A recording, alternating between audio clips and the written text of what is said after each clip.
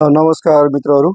आजकल देशभरका चिया चौधरीका छलफलमा सहकारीका समस्याका विषयमा चर्चा भइरहेको छ। सदस्यको बचत फिर्ता नभई सडकमा आउन बाध्य सहकारीका बचतकर्ताहरूका पीडाका कथाहरूदेखि आर्थिक वर्षको अन्तिम 10औं महिना सकिन लागेको समयमा समेत ऋण लिएका ऋणी सदस्यहरूले ऋण चुक्ता नगरेको कारणले तनावमा रहन बाध्य भएका कर्मचारी र सञ्चालक समितिका दुःख छलफलका विषयवस्तुहरू बनेका छन्। प्रकृतिका आधारमा सहकारी सदस्यको स्वनियमन र नियन्त्रणबाट सञ्चालित रहने गर्छ।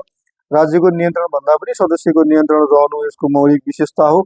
सहकारीको चौथो सिद्धान्त स्वायत्तता र स्वतन्त्रताले पनि सहकारीको क्षेत्रमा सदस्यले गर्ने स्वनियमन र नियन्त्रणलाई झल्काउँदछ। सहकारी सङ्घ संस्था सहकारीका मुख्यतः 7 सिद्धान्त र मूल्यको आधारमा बनेको कानुनका आधारमा सञ्चालित हुन्छ। कानुनी शासनमा सहकारी सिद्धान्त सहकारी मूल्य पालना नगर्ने र कानुनी राज्यको दायराभन्दा बाहिर गई सदस्यलाई नोक्सानी नहोस् भन्ने सुनिश्चितता गर्न राज्यले कानुन बनाएर कार्यान्वयन गरेको हुन्छ। नेपालको सहकारी क्षेत्र मार्फत सहकारी सदस्यको हितको सुरक्षा गर्न सङ्घीय सरकारले सहकारी ऐन 2074 बनाई लागू गरेको छ। सहकारी नियमावली 2075 बनाई लागू गरेको छ। आजको भिडियोमा हामी नेपालको संविधान 2072 ले अर्थतन्त्रको तेस्रो खम्बाको स्थान दिएको सहकारी क्षेत्रलाई राज्यले आफैले बनाएको कानुनको आधारमा कसरी प्रवर्धन र नियमन गरेको छ भन्ने बारेमा विश्लेषण गर्नेछौँ।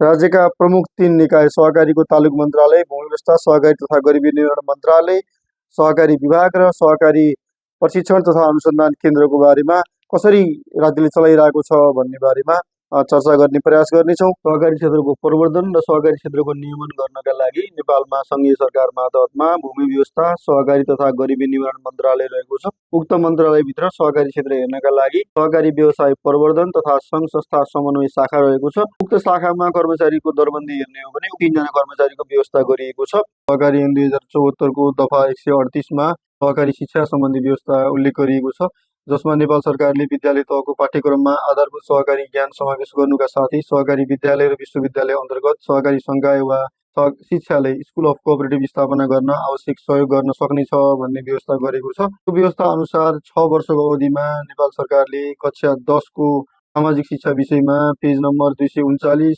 240 र 241 मा 3 पेजको सहकारी सम्बन्धी सामान्य विवरण बाहेक अन्य विषयवस्तुमा काम गरेको छैन। ऋण असुली सम्बन्धी व्यवस्था कार्यान्वयन नगरिदिएको कारणले सहकारी संस्थाहरूले उचित तरिकाले ऋण लगानी गर्न र सहज तरिकाले ऋण असुली गर्न सकिरहेका छैनन्। सहकारी विभाग नेपाल सरकारको सहकारी सम्बन्धी केन्द्रीय विषयगत कार्यालय हो।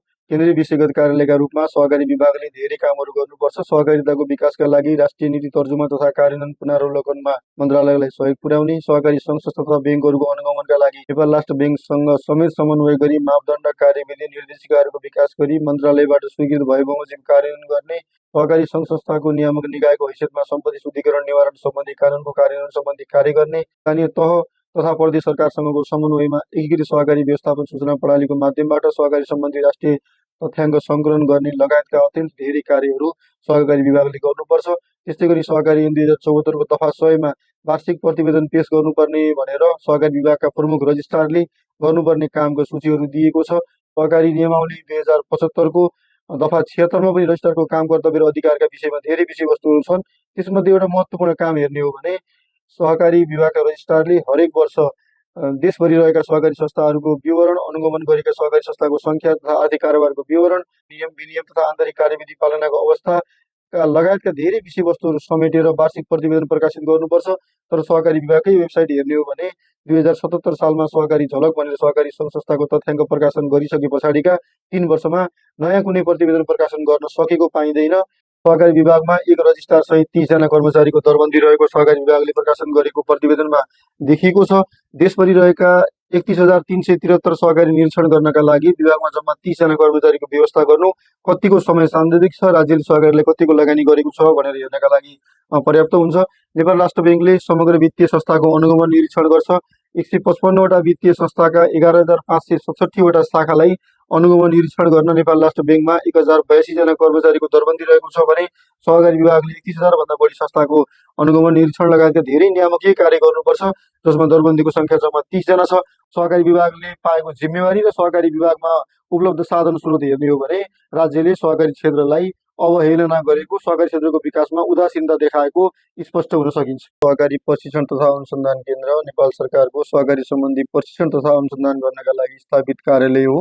सहकारी प्रशिक्षण तथा अनुसन्धान केन्द्रले सङ्घ प्रदेश तथा स्थानीय तहमा सहकारी नियमन कार्यमा संलग्न कर्मचारीको लागि प्रशिक्षणका कार्यक्रम तर्जुमा गरी सञ्चालन गर्ने, सहकारी शैक्षिक क्रियाकलापको प्रमाणीकरणमा आवश्यक सहयोग पुर्याउने, विद्यालय तथा विश्वविद्यालय तहमा सञ्चालन हुने सहकारी शैक्षिक कार्यक्रममा सहयोग पुर्याउने, स्थानीय तह र प्रदेश सरकारबाट सञ्चालन हुने सहकारी शिक्षा तथा प्रशिक्षणका कार्यक्रमहरूमा सहयोग पुर्याउने लगायतका धेरै कार्यहरू गर्नुका साथै सहकारी सम्बन्धी काम गर्नका लागि आवश्यक पर्ने जनशक्तिको विकास गर्ने, सहकारी सम्बन्धी विभिन्न क्षेत्रमा अध्ययन अनुसन्धान गर्ने लगायतका जिम्मेवारीहरू प्राप्त गरेको छ। भएका कर्मचारीको दरबन्दी हेर्ने हो भने जम्मा 24 जना रहेको छ भने आर्थिक वर्षको 2080-81 को तालिम कार्यक्रम हेर्ने हो भने 23 वटा मात्रै रहेको छ।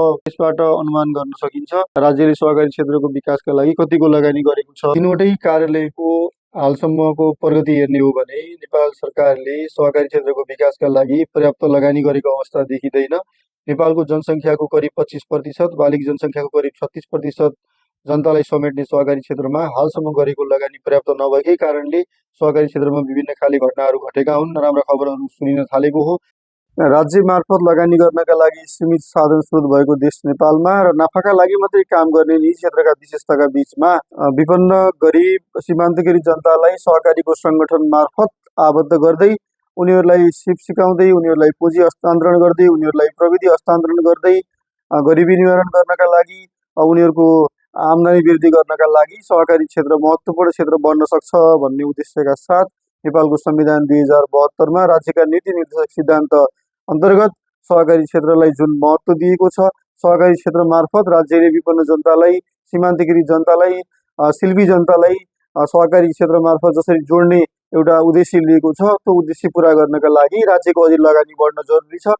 राज्यले आफ्नो मन्त्रालय मार्फत, आफ्नो विषयगत कार्यालय मार्फत, आफ्ना विभिन्न निकाय मार्फत सहकारीमा सङ्गठित भएका सदस्यहरूलाई क्षमता विकास गर्ने, सहकारीमा आउन बाँकी रहेका जनताहरूलाई सहकारीमा जानका लागि प्रेरित गर्ने, विभिन्न कार्यक्रमहरू ल्याउने र स्थापित भएका सहकारी संस्थाहरू, सङ्घहरूका सञ्चालक समिति, लेखा सुपरिवेक्षण समिति, कर्मचारीहरू, उपसमितिहरूलाई सशक्तिकरण गर्दै सहकारी कसरी राम्रोसँग चलाउने, विदेशका सहकारीले कसरी काम गरेका छन्, नेपालमा कस्ता कस्ता क्षेत्रमा सहकारी कर्मीहरूलाई क्षमता विकास गर्दा उनीहरूले पर्याप्त काम गर्न सक्छन्, अझै राम्रो काम गर्न सक्छन्, देशको सहकारी क्षेत्रमा लागेका व्यक्तिहरूले अझै उत्पादकत्व वृद्धि गर्न सक्छन् भन्ने बारेमा राज्यले लगानी गर्नुपर्छ। लगानी गर्नका लागि योजना बनाउने बेला चलिरहेको छ।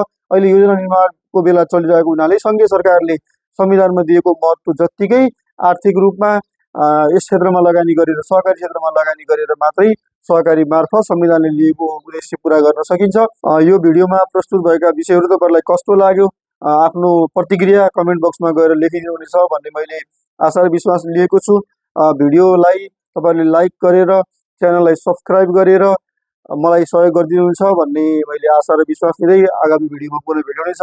धन्यवाद, नमस्कार।